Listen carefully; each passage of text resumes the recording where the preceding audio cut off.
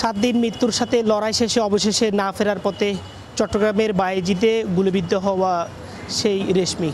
আমরা দেখতে পাচ্ছি তাকে এই মুহূর্তে অ্যাম্বুলেন্সে ওঠানো হয়েছে এবং তাকে নিয়ে যাওয়া হচ্ছে তার যে দাফনের জন্য সেখানে নিয়ে যাওয়া হবে নগরীর বায়েজিদ বুস্তামি রৌফাবাদ এলাকায়।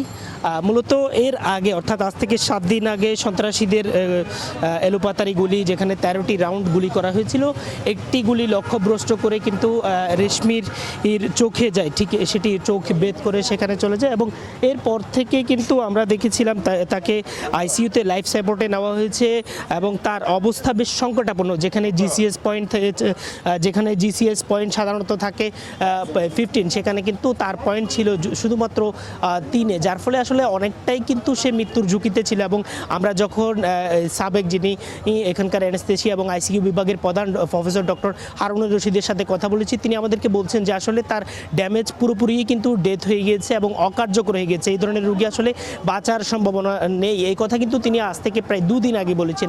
এবং এই যে তিনি যে শঙ্কা করেছেন সেই শঙ্কা কিন্তু অনেকটাই বাস্তবায়িত হয়েছে। আমরা দেখেছিলাম গতকালকে কিন্তু 6 জনকে গ্রেপ্তার করা হয়েছে। এখন পরিবারের পক্ষ থেকে শঙ্কা প্রকাশ করা হচ্ছে যে আসলে এই 6 জন কিন্তু তারা কি আদৌ কি শাস্তির আওতায় আসবে, নাকি কোনো রাজনৈতিক মহলের ছত্রছায়ায় তারা আবারও বেরিয়ে আসবে এবং আবারও তাদের যে সন্ত্রাসী কার্যক্রম অব্যাহত রাখবে এবং আরও একটি শৈশব প্রস্তুত হচ্ছে এই গুলির মুখে মৃত্যুবরণ করার জন্য। তো এই ছিল আমার কাছে এখানকার সর্বশেষ